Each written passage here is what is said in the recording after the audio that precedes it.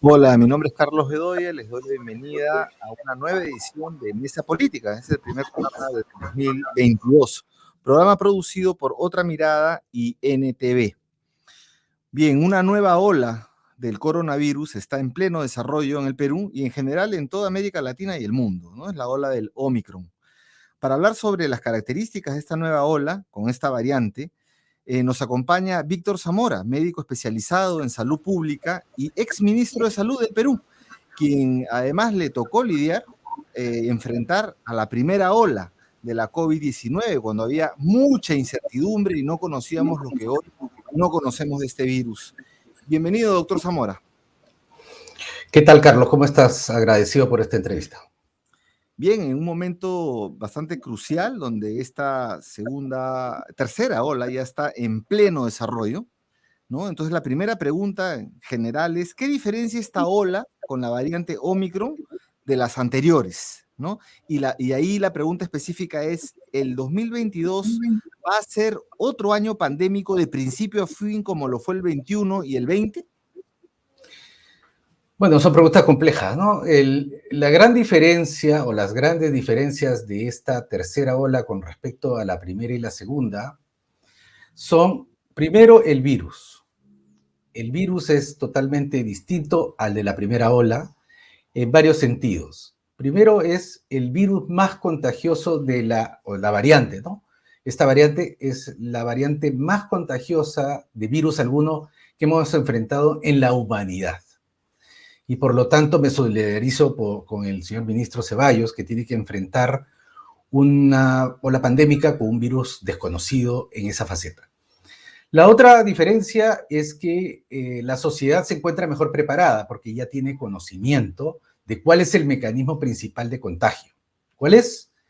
Es el aerosol, el lugar donde está el aire estancado, es el principal mecanismo de contagio. Antes no sabíamos, nos lavábamos las manos, nos cubríamos los pies, cambiábamos nuestra ropa, no sabíamos dónde estaba. Hoy día sabemos cómo se contagia. Y la tercera gran diferencia es que tenemos una vacuna que nos protege frente, no necesariamente frente al contagio, sino frente a la enfermedad grave.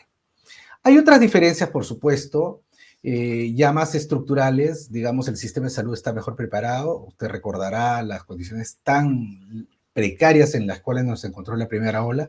Tenemos mejor capacidad diagnóstica, mejor capacidad de respuesta del sistema de salud. Nuestros trabajadores saben manejar mejor los pacientes, tenemos mayor capacidad de oxígeno. Son dos épocas distintas de la pandemia. Respecto a la segunda pregunta, si todo el resto del año viviremos con esta pandemia, no lo sabemos. Esperemos que no.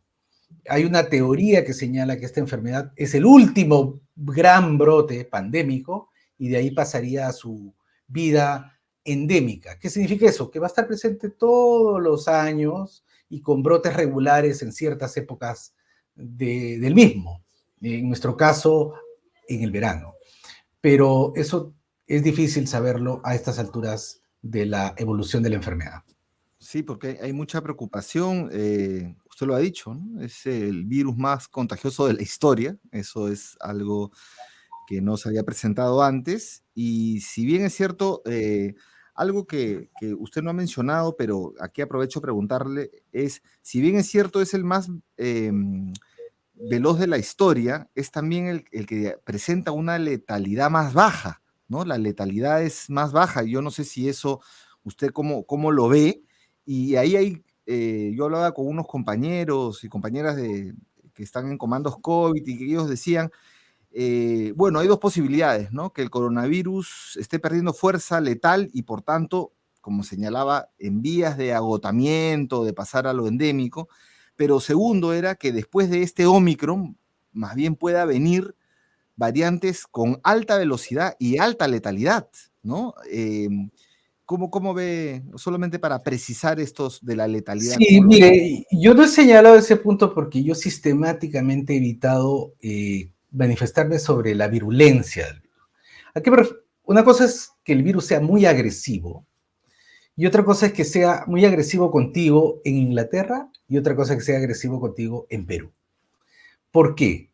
porque el virus no mata solo por su virulencia, sino el paciente también muere por las condiciones en que enferma. Me explico. Yo puedo estar muy enfermo y llegar a un servicio de salud que no tiene oxígeno. ¿Qué me mata? ¿El virus o la falta de oxígeno? Puedo llegar a un servicio de salud en las cuales esté altamente riesgoso, sea contaminante, porque ir a un hospital hoy día es un riesgo para nosotros. Podemos contraer una enfermedad de muchos bichos y gérmenes que viven en los hospitales. ¿Qué nos mató, el virus o los bichos hospitalarios? Puedo llegar al servicio de salud y en esa guardia justamente el intensivista se reportó contaminado, no asistió. El chofer de la ambulancia también. La enfermera circulante también. Entonces el sistema no tiene los suficientes recursos humanos. ¿Qué mata? ¿El virus o ese sistema que no tiene recursos humanos? Entonces es un poquito más complejo. Si bien es cierto el virus produce menos muertes en general, en Perú, dadas las condiciones en las cuales nos tratamos, yo tiendo a ser un poco más cauteloso. Espero las próximas 2 semanas para ver si nuestro sistema es capaz de absorber este golpe, ¿no? Muy interesante eso, sobre todo para no bajar la guardia, porque ya se dice por ahí, no, me contagio, pero de ahí pasa porque este virus no mata, ¿no? Esta variante no mata. Es interesante lo que usted señala. Caución, Bueno, precaución, hay otro ¿no? aspecto que hay que ser muy cauteloso también. Puede ser que no mate, pero estamos muy tempranos para diagnosticar si no deja huella. No sabemos si este virus nos va a dejar alguna comorbilidad, alguna, lo que se llama las formas largas del COVID. Entonces hay preguntas sobre las cuales no tenemos respuestas aún. Todavía hay. Y bueno, ya entrando más a Perú, usted está que señala, se ha solidarizado con el ministro Ceballos porque tiene que enfrentar este virus más rápido de la historia o esta variante más rápida de la historia. Usted ha publicado en un artículo que se llama La tercera ola y la urgencia de una estrategia integral, ha sido publicado hace poquito, hace 2 días, en la revista Apuntes a Lápiz, página 4. Esto ha sido el 11 de enero, ¿no? Usted ahí afirma varias cosas interesantes, pero una idea general, ¿no? La idea general es que el gobierno del profesor Pedro Castillo ha desperdiciado o de alguna manera no ha aprovechado una especie de armisticio que usted le señala, que nos dio la vacuna de 5 meses, donde tenemos un gran ritmo de vacunación, mejor que incluso países adelantados o países del primer mundo, como se le llama, y no ha desarrollado entonces una estrategia integral. Y lo que hay, y usted lo critica ahí fuertemente, dice que tanto la primera ministra Mirta Vázquez como el presidente dejan el liderazgo, o parece que dejan el liderazgo solamente al ministro Ceballos, cuando esto no solamente es un tema de salud, sino un tema económico, un tema educativo, un tema de alimentación, que involucra a distintos sectores que además tienen intereses contrapuestos. Usted lo dice muy bien en el artículo, ahora le voy a hacer una pregunta. Pero usted dice algo más. Dice que el decreto supremo 002-2022 de la PCM, el que ha salido para enfrentar este marco regulatorio de esta tercera ola, que ha salido el 6 de enero, es básicamente una copia o es lo mismo que lo de la segunda ola, donde nos habla de universidades, nos habla de colegios y que priorizaba la recuperación económica, que era un poquito lo que el énfasis que le ponía el ministro de Economía, Waldo Mendoza. Entonces, ¿nos puede dar más detalles de estas afirmaciones que usted tiene y qué consecuencias traería esta falta de plan integral? Mire, yo voy a empezar valorando, felicitando el extraordinario desempeño del sistema de salud para vacunar a toda nuestra población, liderada por el ministro Ceballos. Y eso no se lo podemos quitar como gran logro del ministro Ceballos y del gobierno del profesor Castillo. Sin embargo, hay claroscuros. Yo también lo veo al ministro solo. No lo veo acompañado con su primera ministra, no lo veo acompañado por su presidente, liderando una estrategia contra la pandemia. No una estrategia contra la variante del coronavirus llamada Ómicron, sino contra la pandemia. La pandemia tiene efectos sanitarios, ciertamente, pero tiene efectos económicos, tiene efectos sociales. Por ejemplo, el día de ayer que dejaron la oportunidad pasar para aprobar la ley para un país que tiene una enorme cantidad de niños huérfanos. O sea, hay una estrategia que tiene que ser desplegada para 5 años hacia adelante, que yo denomino una estrategia pandemia, una estrategia integral de la pandemia, no de este virus, sino de la pandemia y sus efectos. Entonces, el ministro está muy activo con el toque de queda, con las pruebas, con, las, con los aforos, pero el resto del gobierno no lo está. La segunda afirmación es, y eso es lamentablemente en política uno tiene que comparar. Usted recordará al presidente Vizcarra señalando claramente, esta va a ser la estrategia económica, esta va a ser, vamos a priorizar la salud frente a la economía, esta va a ser la estrategia de protección social, los bonos, esta va a ser la estrategia de empleo, ¿no? La suspensión perfecta, totalmente criticable posteriormente, pero era la estrategia que se planteó. Luego el reactiva, y así una serie de medidas que daban cuenta de un despliegue del gobierno frente a la pandemia. Lo propio hizo Sagasti, un poco más acotado. Dijo, en economía la prioridad es la reapertura y en salud la vacuna. Educación no lo vamos a abrir. 3 medidas para el lapso que le quedaba. Cuando llega el presidente Castillo, y han pasado ya casi 6 meses, la estrategia pandémica nunca fue revelada. No ha sido revelada hasta ahora el propio plan de tercera ola. Entonces creo que ha sido un tiempo en que se ha ganado en la vacunación, pero se ha perdido en la planificación estratégica frente a la pandemia. ¿Y qué consecuencias traería eso? ¿Cómo lo ves? Bueno, la principal consecuencia es que terminamos concentrados en salud y con anuncios de actividades, de intervenciones puntuales. Por ejemplo, el día de ayer el ministro sale en la tarde y dice, a partir de ahora los mayores de 50 con 3 vacunas. Mañana saldrá con otra medida relacionada con el toque de queda hasta las 11 de la noche.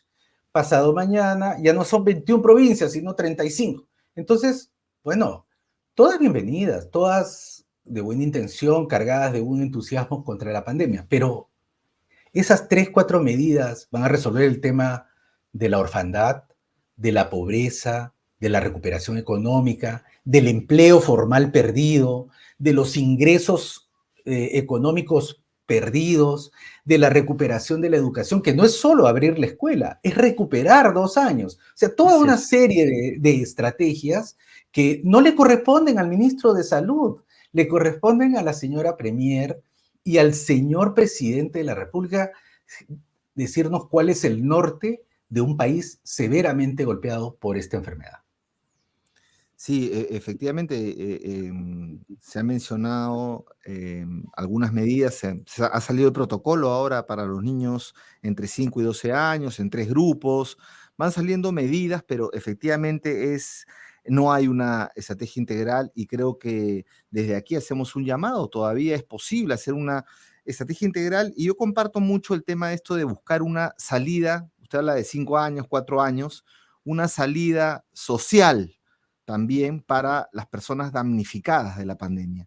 Las personas damnificadas de la pandemia son muchas y de muchos niveles. Por ejemplo, lo mencionaba usted con el tema de recuperar las clases. Veo que hay padres de familia que se están organizando, incluso de escuelas públicas, no en Lima, en distintas comunidades, para poder de manera ya autogestionaria tratar de recuperar algunos aprendizajes de los niños, sobre todo en los primeros años, ¿no? Que no han podido completar. Bueno, ahí habría que desglosarlo, ¿no? Porque hay muchas habilidades en el tema educativo.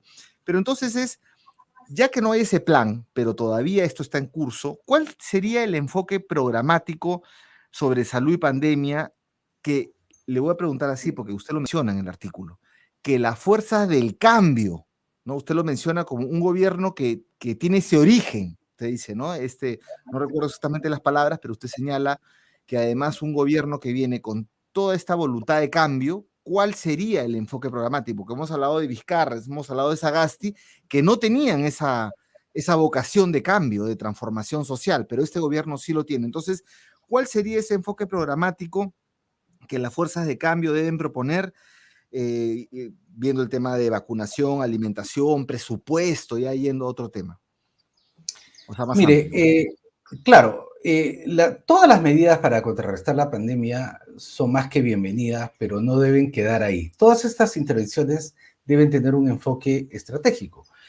La primera promesa del presidente en su primer discurso frente al Congreso fue comprometerse con la vacunación y así lo ha logrado, digamos, en este tiempo. Después hace una mención muy importante, se compromete con unificar el sistema de salud público.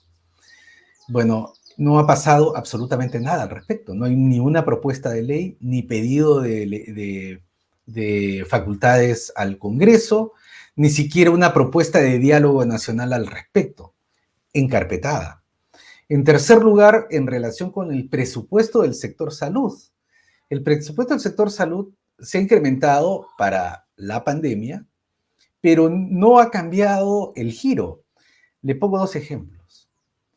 Los programas verticales de salud pública, VIH, cáncer, entre otros, en la apertura presupuestaria del año 2022, se les ha quitado los fondos. Se les ha retirado fondos a los programas que lleguen más al nivel primario. ¿Cómo puede ser eso? El segundo cambio del presupuesto del próximo año es que la gran masa de dinero dirigida a mejorar la infraestructura tan precaria que tenemos, ahora se ha ido fundamentalmente a hospitales. No que nuestro primer nivel tenía que ser rescatado, no que el gobierno de Vizcarra había cerrado, uno de los grandes errores había el cierre del primer nivel. Pues si uno es coherente con el discurso y con la apuesta sanitaria de mejorar el primer nivel de atención, ¿qué mejor que la partitura del presupuesto? Y el presupuesto nos dice que este gobierno no está comprometido con el primer nivel. Le ha retirado fondos. No quiero con esto decir que no se invierte en hospitales. Además de invertir en hospitales, este gobierno debió comprometerse con mejorar el primer nivel de atención. Casi 95% de los establecimientos de primer nivel de atención están en condiciones precarias de infraestructura. 70% no tienen internet, 30% no tienen agua, 50% no tienen recursos humanos. Todos tienen sus equipos en condiciones de reemplazo. Entonces, ¿dónde está el plan de recuperación del primer nivel? Eso es parte de una estrategia integral que no se condice con un gobierno que se autodenomina de izquierda y comprometido con el pueblo y el derecho humano a la salud. Bueno, usted es bastante enfático, ¿no? Y creo que esto es algo que se debe señalar. Si bien es cierto, se propuso la reforma tributaria, algunas cuestiones, la reforma agraria, que bueno, tampoco ha desarrollado más, ha quedado en una comisión, pero este tema creo que es clave y esperemos que las autoridades lo escuchen, ¿no? Porque usted está que menciona esto y también otros profesionales. Decía usted que el ministro Ceballos está prácticamente solo, ¿no? Recuerdo que Pedro Franque también estuvo solo en el tema de la reforma tributaria, no se lo compró el presidente. Creo que eso debe corregirse también, ¿no? Usted ha sido también enfático en eso. ¿Cómo lo ve? ¿Cómo Mire, salir a la es soledad, Ceballos? es un gabinete que, más que, digamos, que una unidad, representa más bien una federación de ministros, ¿no? Cada uno tiene su agenda muy valiosa, muy acotada, pero sectorial. La suma de las agendas de ellos no nos están dando un plan de gobierno con una orientación claramente definida de prioridades e intervenciones de transformación estratégica o transformación estructural. Cada ministro, tú bien lo has señalado, Pedro ha estado dándole con la reforma tributaria y el presidente, bien gracias, ¿no? En sus temas. La primera ministra trató de apoyarla, pero ahí estaba. La primera ministra enfocada en los temas mineros, y Claro. etcétera, etcétera. Y el ministro de Salud haciendo denodados esfuerzos para luchar contra la pandemia. Incluso diría que dentro del sector salud no se resuelve el tema de esta pugna que siempre ha existido, existió durante mi gestión y ha existido en otras gestiones entre la Seguridad Social y el Ministerio de Salud. Ujú, ujú. Acaba de cambiarse al presidente del de la Seguridad Social y parece que tampoco la Premier o el ministro de Salud han sido consultados al respecto.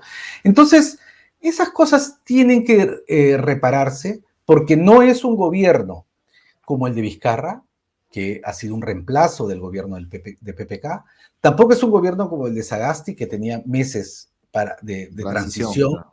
sino es un gobierno propiamente elegido para los próximos 5 años, que tiene el mandato del pueblo, que ha presentado un plan de gobierno y tiene la necesidad y la obligación de desplegar esa propuesta al máximo de sus posibilidades, con un Congreso que no les afín, pero hacia la política, y el presidente tiene que comprarse el pleito personal de sacar a este país de los estragos de la pandemia, no del coronavirus, De la no pandemia. de Omicron. esta variante, sino de la pandemia y de todos sus efectos económicos, sociales, sanitarios y políticos.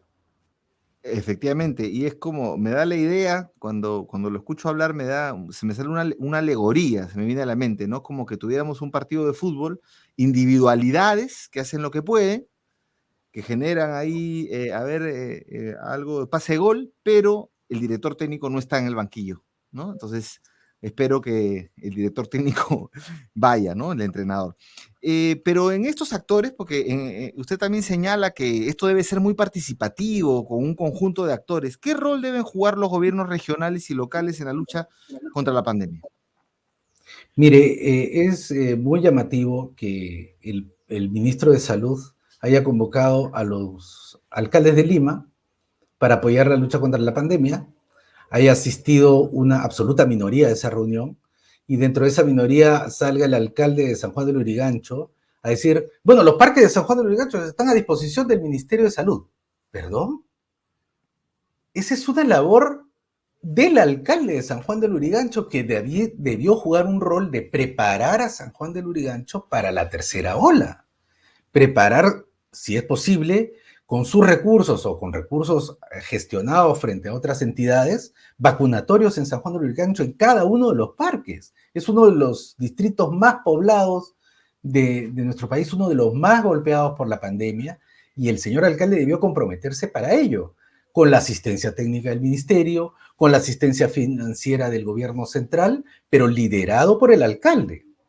Lo propio sucede, por ejemplo, en Piura, que está en este momento nuevamente enfrentando una crisis sanitaria y tiene 2 o 3 hospitales gestionados por la propia región que han quedado prácticamente abandonados a su suerte. Entonces, nuevamente nos enfrentamos con un país en construcción, digamos, que cada gobernante hace más o menos lo que puede con los recursos que tiene, y muchos miran de costado a sus responsabilidades. Yo siempre he dicho, en el Perú, la salud es uno de los temas más descentralizados del Ejecutivo. Pero lo que menos se ha descentralizado en salud es la culpa. Los gobernadores regionales y los alcaldes dicen, toda responsabilidad del ministro de Salud. Él decide, él hace el todo. Como si ellos no tuvieran responsabilidad. La ley de municipalidades, la ley de descentralización, le confiere a los gobiernos regionales y a los gobiernos locales funciones específicas que tienen la obligación de cumplir. Con el apoyo, con la asistencia, con el soporte del nivel central, ciertamente, pero ellos no pueden ponerse de costado. Pero tienen que ser liderados. Tienen que ser liderados. Y ese es el rol del presidente, de la premier y del ministro de Salud. Ahora bien, bueno, autoridades y autoridades, ¿no? Porque hay algunas comunidades en el interior del país que están haciendo un control comunitario, que han cerrado sus fronteras, sus puertas, que dejan entrar a los foráneos, foráneas con una revisión, que piden carné de vacuna, ¿no? Y que tienen un manejo comunitario de la pandemia. No sé, por citar algo cerca de Lima, en el valle de Yauyos, hay Laraos, algunos pueblos tienen todo una especie de protocolo, ¿no? A diferencia de otros que no tienen absoluto, es muy dispar, ¿no? Pero creo que de las experiencias comunitarias, como se le llamaba, yo recuerdo las cuarentenas desde abajo, que no había cuarentena, pero habían pueblos que estaban en cuarentena, ¿no? Y que se les disparaba 2, 3 casos, cuarentena, ellos mismos, ¿no? De la Correcto. cuarentena. ¿Cómo resaltar esas A experiencias? eso no es posible aprender de esas experiencias si es que no hay voluntad de escucharlas, de hacerlas partícipes del proceso de toma de decisiones, de aprender de esas lecciones. Y sin ir muy lejos, acá en Lima nomás, la Municipalidad de San Borja, una extraordinaria experiencia de haber organizado su sistema de salud y su sistema de vigilancia sanitaria, con la participación de sus vecinos. Claro, con los recursos de San Borja, como tú bien dices, son experiencias dispares, pero tienen cosas común: liderazgo, tienen algún nivel de conocimiento técnico, de asistencia, ya sea Ujú, privada ujú, ujú. o probablemente pública, pero que están dispersas. Hay que rescatar esas lecciones.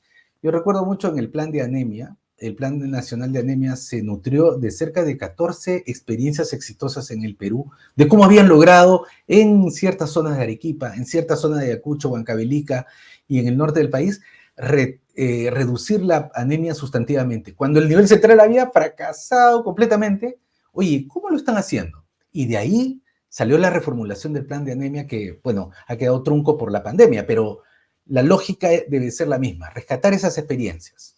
A eso me refiero con participativo, que los gobiernos locales participen, ¿no?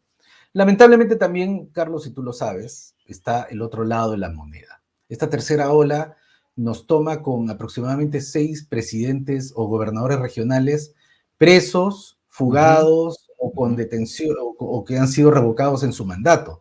Sí. Tampoco no hay que olvidar que la gobernanza a nivel regional es importante y son casi 6 gobiernos regionales que están en una situación de liderazgo muy, muy precario.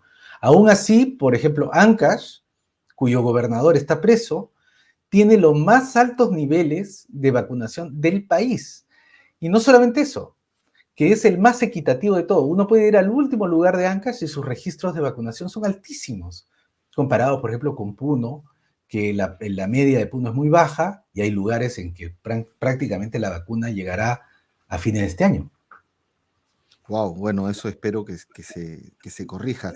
Pero, en fin, hay un montón de retos y esperemos que hayan las correcciones necesarias. Creo que deberían llamarlo a usted, doctor Zamora, para integrar ahí los equipos para poder sumar las experiencias, ¿no? Y yo quisiera terminar esta entrevista con ya dos preguntas más generales que mandan a través de las redes sociales, que tiene que ver con, ya de manera general, nosotros tenemos una alta vacunación. Aquí la narrativa de los antivacunas no ha sido, no ha tenido tanto éxito como en otros países donde, en Estados Unidos, tiene menores tasas de vacunación que nosotros, ¿no? Entonces, ¿cómo combatir esta narrativa de los antivacunas, de los negacionistas? Mucho que se ha estado difundiendo incluso aquí en el Perú por programas como, canales como Willax y otros más, o de las ultraderechas, ¿no? ¿Cómo combatir todavía esto de la vacunación y estos mitos que hay con la vacunación? Bueno, yo creo que el Estado tiene dos retos, ¿no? El primero es que en tiempos de la posverdad, donde se utilizan las redes sociales para transmitir estos mensajes falsos, el Estado sigue teniendo en general estrategias tradicionales y formales, el comunicado, ¿no? Los medios formales, porque si uno contrata, por ejemplo, si uno está atacado por 50 troles lanzando mentiras, uno como Estado, ¿cómo se defiende contra los troles? Bueno, uno se imaginaría, bueno, yo también contrato pues 50 troles, ¿no? Para luchar contra aquello. No se puede, en el Estado no se puede hacer eso, tenemos que seguir. Entonces, tenemos que modernizar nuestra forma de comunicar en el Estado en un mundo de la hiperrealidad, de Ujú. la posverdad, ¿no? Y el Estado no está preparado para eso. Y en segundo lugar, la fuerza de la ley. No puede ser que estos personajes caminen por plazas y calles eh, enarbolando falsedades que atentan contra la salud. Ese tipo de acción pone en riesgo la salud pública de un país y por lo tanto la legislación debería ser mucho más drástica contra estas personas. Entonces, hay dos fronteras. Uno, ¿qué estrategias puede el Estado desarrollar en un mundo hiperconectado como el nuestro, de redes sociales? Y en segundo lugar, ¿qué márgenes tenemos en la ley para poder atacar estos grupos que felizmente, como tú lo has dicho, Carlos, a pesar de los recursos, no han tenido el impacto que ellos querían, pero todavía nos tienen ahí trancado 15% de la población sin vacuna, ¿no? Así es, y además meten miedo con el tema de la vacunación de niños. ¿Usted qué le diría a Así los es. padres de familia, y madres de familia? Mire, en primer lugar, yo creo que el Estado en general debería aprovechar que todos los padres estamos súper sensibilizados con la vacuna. Casi no hay padre o madre aquí que tenga niños que no haya llevado a sus niños a vacunar. Lo reclamamos, lo perseguimos y vamos y lo vacunamos. Si es posible que le pongan más, mejor.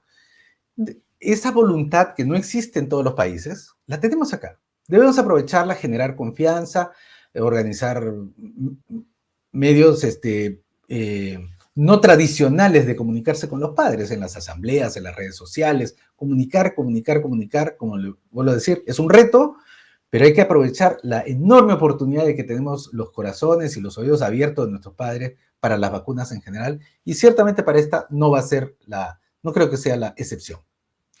Bien, doctor, y la última pregunta, ya en general del mundo, ¿no? Para salir de esta pandemia, tenemos el tema de las patentes todavía en manos de corporaciones, aunque ya se está anunciando de algunas iniciativas de liberar las patentes, pero las patentes de las vacunas aún en manos de corporaciones, la salud todavía se sigue viendo en muchos lugares como un negocio. Luego el tema de desigualdad y baja vacunación en varios lugares del mundo, como caldo cultivo. Entonces, en ese marco, ¿cómo avisora la salida a esta crisis global? Bueno, ya son temas súper gruesos, en el sentido de pesados, un mundo marcado por el valor que se le ha dado al retorno económico por encima de la vida y de la salud, ¿no? Es increíble que en esta pandemia, una vacuna que ha sido financiada con recursos públicos, como es Moderna, se comercialice como un bien privado todavía. Es un fracaso moral de la humanidad. En general, el hecho de que nosotros no hayamos podido, teniendo el conocimiento, teniendo la capacidad tecnológica de un país, de un mundo en el siglo XXI, no hayamos podido, que ha conquistado incluso fronteras espaciales, no haber podido garantizar para la humanidad un producto seguro y que ha sido dominado por el afán del lucro. Es lamentable, es una derrota moral para la humanidad, como lo vuelvo a repetir. Y frente a esto, no queda seguir bregando por hacer de la vacuna un bien público universal. En esta lucha ciertamente va a ser difícil porque la posición del Perú y de América Latina en general es periférica frente a los grandes centros de desarrollo tecnológico que están en el norte y en los países industrializados. Espero que en el futuro podamos desarrollar mejores y mayores capacidades para poder romper esas brechas de inequidad, ¿no? Que países como Israel o Chile ya están empezando su cuarta dosis y haya países en el África y ciertas zonas en el Perú donde todavía no hemos llegado a la segunda y en algunos lugares del mundo ni siquiera la primera. La primera.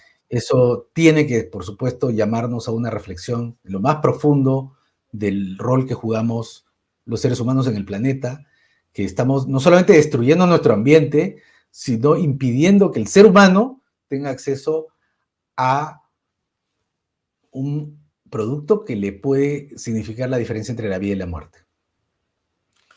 Bien, doctor Zamora, con esta última reflexión nos despedimos y le agradecemos nuevamente de estar en el programa. Y bueno, estaremos en otro momento siempre consultando con usted y sus acertadas opiniones. Muchísimas gracias. Muchísimas gracias, Carlos. Hasta la próxima oportunidad y cuídense mucho, Claro. por favor.